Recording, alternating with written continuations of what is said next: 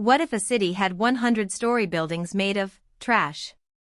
Dhaka packs 44,000 people per km superscript 2, 20 times New York City's density.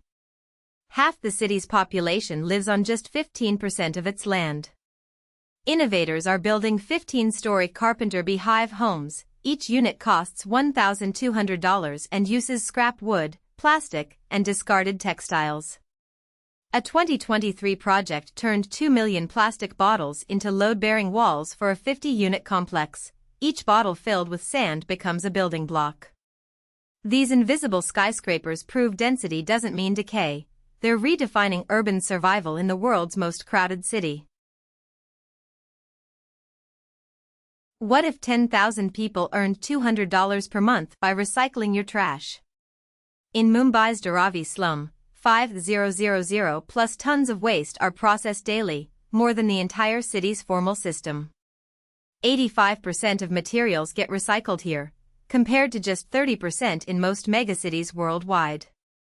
This informal network generates $120 million yearly from reclaimed metals, plastics, and paper. Artisans sort 1,000 plastic bottles hourly by hand, crafting mosaics sold across 5 continents. In a world drowning in waste, Dharavi turns trash into global art and living wages. What if 30,000 Tokyo residents lived in spaces smaller than your bathroom? These capsule apartments measure just 6.5 square meters, about 70 square feet, with shared bathrooms down the hall. Meanwhile, 15 million people cram Tokyo's trains daily, sometimes at 18 passengers per square meter. Some commuters spend 10+ hours daily traveling. That's more time than most people spend sleeping. The shortest capsule is only 1.8 meters tall. Residents must constantly bend to avoid hitting their heads. In a city of 37 million, space isn't just expensive, it's almost non-existent. Can you imagine living in 70 square feet and commuting 10 hours a day? Did you know one shared water tank serves 50+ families in Lagos slums? Each reservoir supplies 200 to 300 people daily in these densely packed neighborhoods. Residents collect 10,000+ liters daily using handmade pumps and plastic containers. During dry seasons, families wait over 2 hours each morning just to fill containers. Here's the twist: these vital reservoirs are built and maintained entirely by residents, no government funding. A testament to human ingenuity, but how long can this fragile system survive? How does Jakarta feed its street food empire? Every minute, 1,000 vendors restock in a maze of 12 million people. 12,000 vendors operate daily, but 90% of their ingredients arrive via 300-meter microroutes every half hour. Over 500 tons of food, enough to fill 200 school buses, moves through backstreets each day. This network uses 80% fewer delivery vehicles than traditional systems, by turning pedestrians into super-efficient couriers. And scientists still can't explain how they fit 200 buses worth of food into just 300 meters of sidewalk. What if the future of urban living is already here, in 17-story slums defying gravity? Dhaka packs 44,000 people per square kilometer, 5 times New York City's density. 2 million people live in balcony cities, stacking 5 to 8 families on single plots. 80% of these towers are built with bamboo and plastic, no foundations, just ingenuity. One building shelters 50 families in 100 square feet units, while kids play cricket on 12th floor ledges. In these concrete jungles, survival isn't just vertical, it's a high-stakes dance with gravity itself. Did you know 2 million people live in just 1% of Delhi? Over 2 million residents cram into 1.2% of Delhi's total area. That's 1,000 people per hectare in some neighborhoods. Families of 6 often live in 150 to 200 square foot spaces, smaller than many city hotel rooms. Only 20% have legal property rights, yet they've built schools, markets, and entire communities from scratch.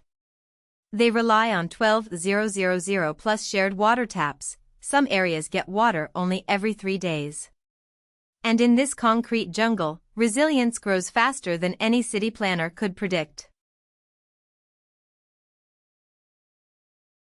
What happens when 1 million people call just 3 square kilometers home? Welcome to Lagos vertical villages.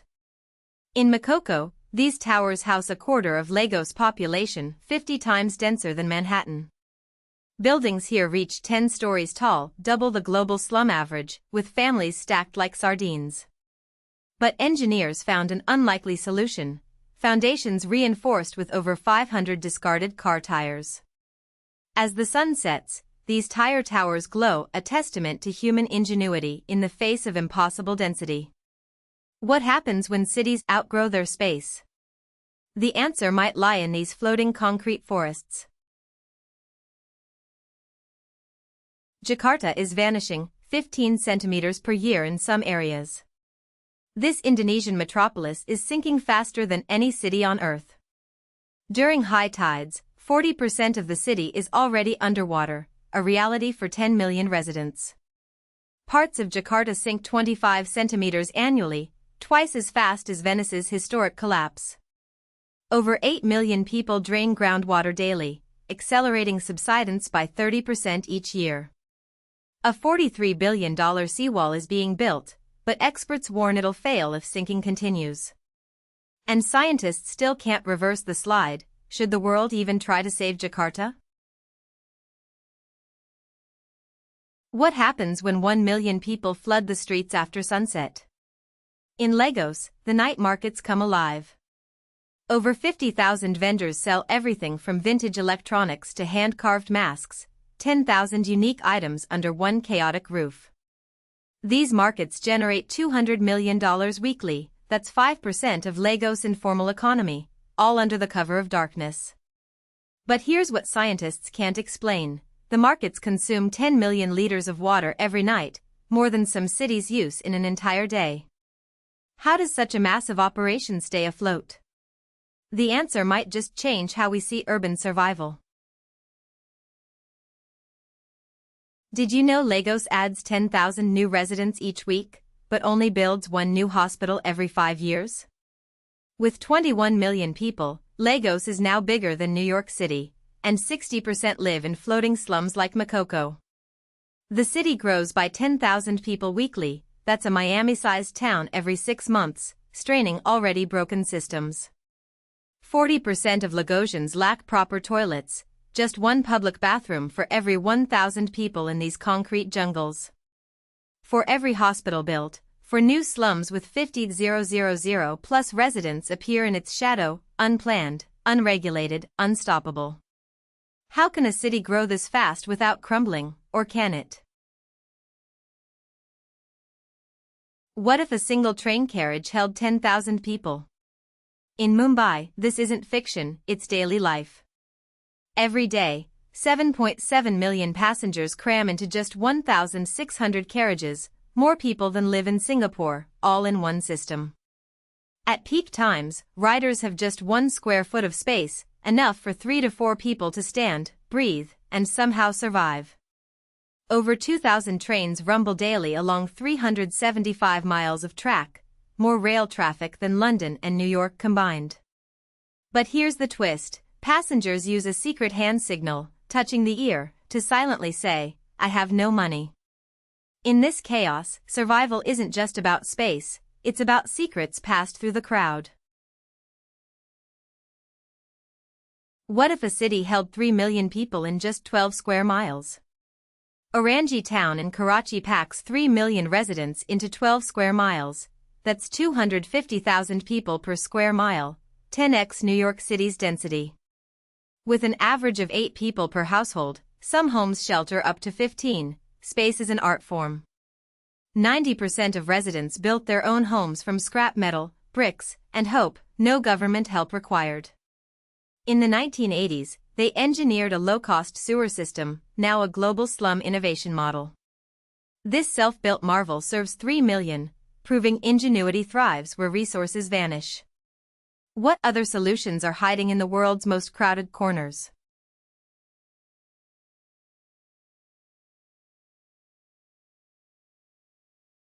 Did you know 3,000 villages disappeared in 40 years near Mexico City? From 3.5 million to 21 million people since 1970, Mexico City's population exploded. The surrounding conurbation grows 3.5% yearly, now the world's second-largest urban area. 70% of rural migrants work in street vending or construction, no safety nets. A village vanishes every 4 days as farmland becomes slums with no sewage or power. 3,000 villages gone. What does this say about our urban future? Did you know 80% of Siberia's land is uninhabited, yet 2 million people still cling to life in its frozen villages? This frozen giant covers 13 million square kilometers, larger than the US and India combined, yet holds just 0.2 people per square kilometer. Compare that to New York City's 250 people per square kilometer. Over 300 Siberian villages now have fewer than 100 residents. Every day, another shop or school disappears. Some villages need snowmobiles to travel 200 kilometers for basic groceries, even in summer. And scientists still can't explain why these remote communities persist, or what happens when they finally vanish.